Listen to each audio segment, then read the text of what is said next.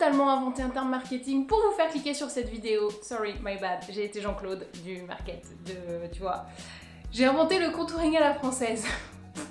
Bon, en gros, vous avez compris l'idée, ça n'existe pas vraiment de dire faire un contouring à la française, mais c'était pour vous montrer comment faire un contouring pas trop sophistiqué, pas trop marqué, mais qui vous donne quand même les bénéfices du contouring. Un contouring un peu naturel, un peu à la française, quoi. Tu vois ce que je veux dire, ok?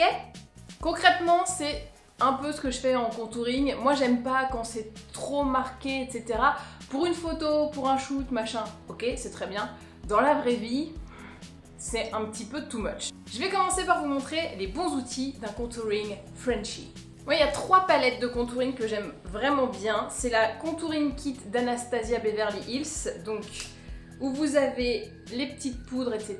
Donc, alors attention, toutes les poudres ne s'utilisent pas sur une seule peau. Par exemple, pour moi, c'est celle-là. Ça, pour moi, c'est trop chaud, ça va pas, ça fait bizarre. Et ça aussi. Donc, en vrai, moi, j'utilise ça. Et ensuite, ceci sur le cerne, parce que ça fait un correcteur jaune et ça annule un petit peu la couleur bleue. Et après, les poudres lumière, comme ça, pour vraiment les zones de Bombay. Ensuite, autre palette que j'aime bien, c'est la Shade and Light de Kat Von D. Alors là, pareil, hein, j'utilise... Mais... j'utilise celle-là. J'utilise un peu... Ouais. Ça dépend, quand je suis bronzée, celle-là, sinon celle-là. Celle-là, trop foncée, j'utilise pas. Et pareil, tac, ça, j'utilise exactement pareil sur le cerne. C'est un peu jaune, donc ça annule un peu la couleur. Et puis les trucs lumineux, surtout celle-là pour les bombés. Celle-là, je peux la mettre en base de fard à paupières. On utilise toute la palette quoi qu'il arrive. Et la dernière qui est pas mal, bien sûr, c'est la Dior Backstage Contour Palette qui fait le job. Cette couleur, pour moi, c'est la bonne. Ça, c'est trop foncé. Je peux l'utiliser aussi en fard à paupières, du coup, je recycle. Et ça, c'est pour les bombés. Et ça j'ai pas encore... Non, je l'ai pas encore utilisé, mais en fard à paupières, elle doit être pas mal. Oui, alors, on vous dit palette de contouring, ça peut être détourné en fard à paupières, c'est pas... voilà, parce que généralement, une palette de contouring, on utilise 2-3 couleurs, pas plus, hein, parce que c'est trop foncé. En fait, ils essaient de faire des palettes assez larges pour que ça corresponde à peu près à tout le monde, du coup, ça correspond plus juste à toi. Je vous mets en garde quant à l'utilisation de poudre de soleil pour le contouring, donc... Vous avez d'un côté les poudres sculptantes, qui est ce que je viens de vous montrer. Elles sont donc foncées et mates. Le problème avec une poudre de soleil, vous allez voir ça tout de suite. Là par exemple, je vous montre la terracotta de Guerlain sous les palmiers. Alors, elle est sublime hein, cette terracotta, il n'y a aucun problème. Sauf que pour du contouring, ça, c'est des nacres dorées. Du coup, vous allez les perdre le côté vraiment sculptant, ça va redonner de la lumière. Et c'est pas ce que vous voulez en fait dans un contouring. Dans un contouring, on veut creuser. Donc s'il y a des nacres, bah ça perd un petit peu de son effet. Alors, c'est pas l'enfer, c'est pas horrible, c'est pas un faux pas immense, voilà, on va vous dire « Oh là là, elle a fait un contouring avec des nacres !» Non, mais disons que c'est pas l'idéal. Là, je vous montre une autre palette bronzante, donc c'est la poudre Soleil édition limitée de Clarins. Là, vous allez me dire, il n'y a pas de nacre, donc ça va. En fait, vous vous approchez vraiment, alors je sais pas si ça passe bien à la caméra, c'est très léger, c'est très discret, il y a quand même des nacres. Donc typiquement sur la palette que je vous ai montrée avant, celle de Guerlain, le contouring c'est pas possible, là, ça va être gérable, mine de rien, même s'il y a des bébés nacres. Bon, voilà, c'est juste pour vous dire que si vous prenez une poudre de soleil pour faire du contouring, faites bien attention, regardez bien dans le détail s'il n'y a pas des nacres qui vont faire que bah, c'est plus une poudre de soleil qu'une poudre sculptante. Après, si vous voulez pas racheter 50 000 produits, ce qui est tout à fait normal, une dans ce type-là, avec très peu de nacres, ça fait complètement l'affaire. En termes de pinceau, alors, pour les débutants, moi je conseillerais ceci. Vous voyez, c'est un petit pinceau tout plat comme ça, qui s'appelle Face Paint Vegan de Zoeva. Donc, parfait pour vraiment poser le produit au bon endroit et ensuite tu le dégrades avec autre chose. Par exemple avec ceci, donc ça c'est le Luxe Powder Fusion, donc c'est comme un pinceau creux de paupière tu vois, un peu plus large, donc plus adapté au teint. Donc moi je dégraderais la matière avec ça. Je vous conseille ce genre de pinceau pour le contouring light. Si vous faites un contouring kardashianesque, vous allez passer des heures avec ça. Donc c'est pour mon contouring à moi version light. Si vous êtes un petit peu plus avancé, vous pouvez prendre le pinceau teint biseauté. Attention, il est plus large, donc du coup, pour cibler réellement, si par contre vous avez l'habitude de faire des traits très petits et que ça s'estompe mal, bah prenez plutôt celui-là puisqu'il va être gros et du coup le trait va être plus diffus, plus naturel. Voilà, donc le but, c'est pas de faire forcément petit, c'est de faire léger. Donc, vous voyez avec lequel vous êtes plus à l'aise. Pour moi, c'est les trois que je vous recommande et que j'utilise le plus souvent pour faire un contouring. J'avoue, le matin, quand je suis pressée, c'est plus ça parce que quand on a le coup de main, ça va. Et si je veux un truc un petit peu plus appliqué, c'est plus celui-là, le plat, avec celui-là en dégradage. Posage, celui-là, dégradage, l'autre. Ok? Bon bah c'est pas le tout, on va passer à la pratique. Donc, tac, là je vais prendre la Kat Von D. C'est pas forcément que c'est ma préférée, c'est parce que c'est là que j'ai le plus de poudre. Je crois que j'ai le plus grosse dose là, donc il faut que falloir que je la termine un jour. Bah, je vais vous faire un côté avec un pinceau et l'autre avec l'autre, comme ça vous allez voir la différence. Puis moi je vais avoir l'air un peu con avec deux contourings différents, mais bon c'est pas grave, je me sacrifie. Donc, je prends celui-ci, le Face Paint de Zoeva, hop, on met dedans, on enlève bien le surplus parce que on veut quand même un contouring naturel. Donc, l'idée, là vous allez explorer votre contour et vous allez trouver la petite boule de l'os de la mâchoire. Vous le sentez, hein, il y a un rond, voilà, c'est comme ça.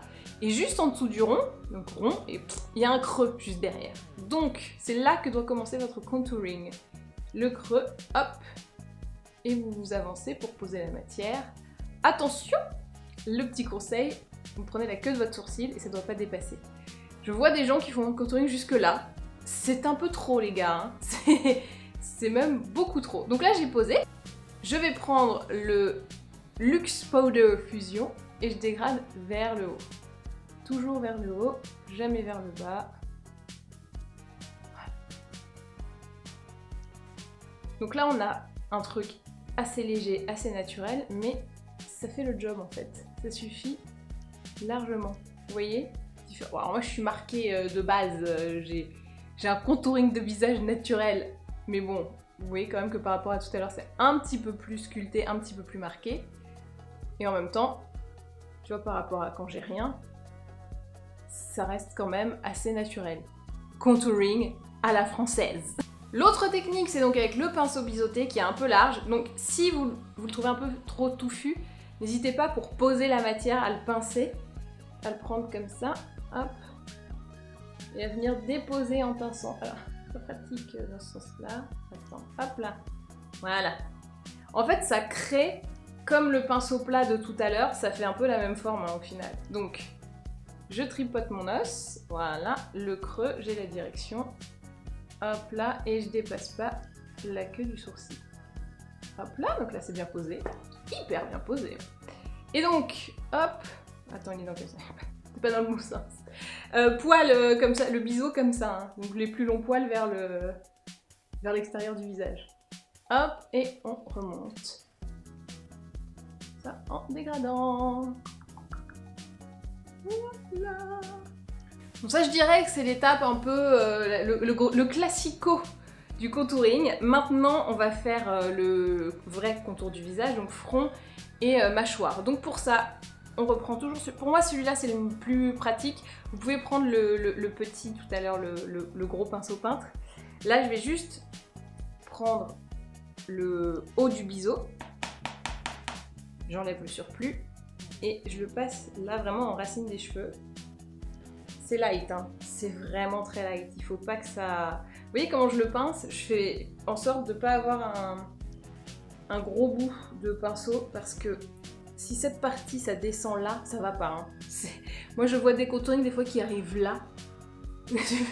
Mais les gars, on dirait un espèce... Vous avez bronzé avec un journal jusque là quoi, ça va pas du tout, ça ne va pas.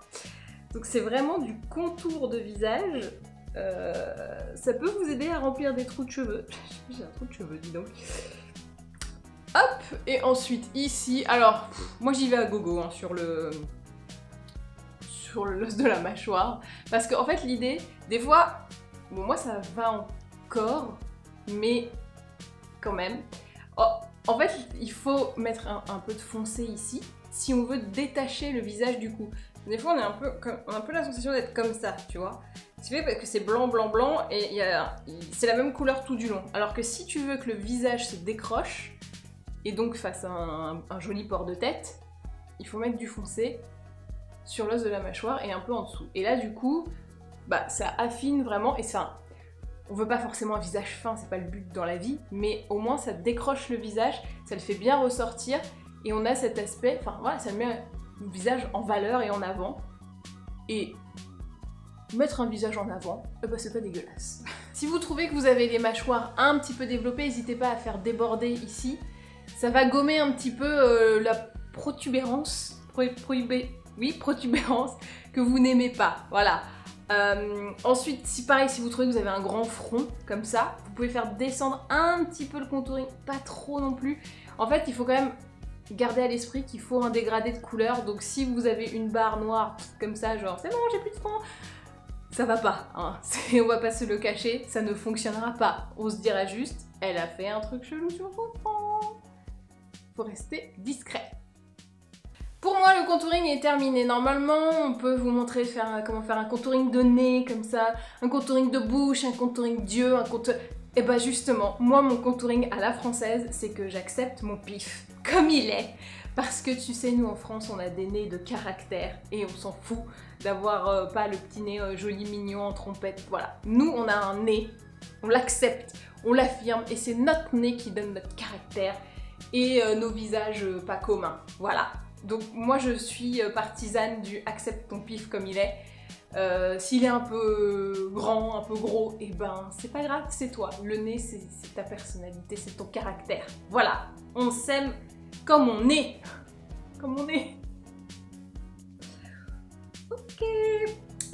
Toutefois, pour moi un contouring n'est jamais complet s'il n'y a pas de blush. Voilà. Mais je vois plein de gens faire des contourings et s'arrêter là et pas mettre de blush et je trouve que... Alors, ok, t'es sculpté, oui là c'est léger, c'est un contouring à la française, vraiment, ça porte très bien son nom. Si, ça porte bien son nom. Par contre, j'ai quand même l'air un peu fadouille, tu vois, donc il faut un petit peu de blush. Moi, en ce moment pour le blush, j'utilise le Blush Kit Radiant d'Anastasia Beverly Hills. C'est très pigmenté, donc vraiment pas besoin d'en mettre beaucoup.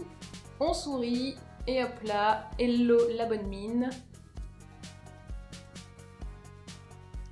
J'ai sculpté, j'ai blushé, maintenant je dois highlighter, puisque dans ton contouring tu creuses et puis tu highlights ensuite. Alors c'est pas vraiment forcément avec un highlighter cette partie, en vrai. L'highlighter, moi je le fais que là. Normalement, quand tu contours, tu peux mettre tes poudres claires. Donc là, je prends le kit d'Anastasia pour changer un petit peu. Hein. J'aurais pu prendre le Kat Von D, mais c'est juste histoire de vous faire un petit peu montrer plusieurs trucs. Donc, poudre pas sculptante, mais rebondissante sur le côté. Et vous voyez que c'est pas un highlighter. Il n'y a pas de reflet de lumière ni rien. C'est juste pour faire ressortir du bombé. Donc là, pour le coup, ça reste un truc quand même assez discret. C'est proche de la poudre libre, hein. C'est comme si vous aviez une poudre libre un poil plus lumineuse. Donc front, comme ça, tac tac. Un peu nez, un peu. On n'a pas contouré les côtés, mais moi je contourne le dessus. Pour affirmer encore plus mon caractère. Et menton, et voilà.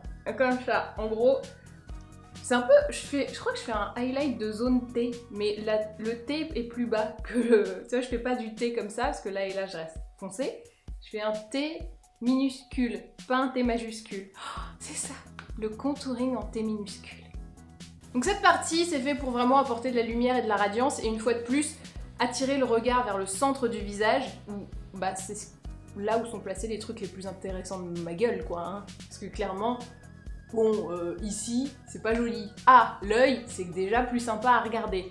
Donc l'idée d'un contouring, c'est d'attirer le regard vers ce que vous avez de plus intéressant, le centre. Donc on fonce le côté, tac, et on éclaire au milieu. Je résume comme ça.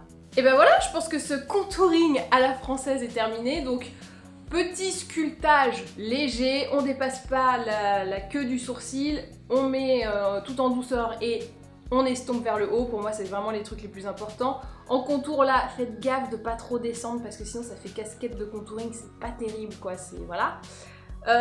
Évitez les poudres de soleil sauf si elles sont pas du tout ou très peu nacrées parce que c'est pas l'enfer mais c'est pas le bon produit, voilà, c'est pas l'idéal absolu. Et de blush, les gens qui contourent sans blush, moi ça je ne peux pas, je ne sais pas comment je trouve que ça donne l'air un peu statue de cire, tu vois, pas terrible. Et le clair au centre, tac tac tac, en T minuscule. Et ben voilà, j'espère que cette vidéo vous a plu, n'hésitez pas à vous abonner, tous les beauty class continuent encore cet été. N'hésitez pas à me mettre dans les commentaires si vous aussi vous faites votre contouring un peu comme ça à la française. Et bah, alors j'ai oublié de dire un truc, j'ai pas mis d'highlighter. Normalement moi je mets beaucoup d'highlighter, mais comme là je me suis dit contouring à la française, on va se dire que y a pas d'highlighter.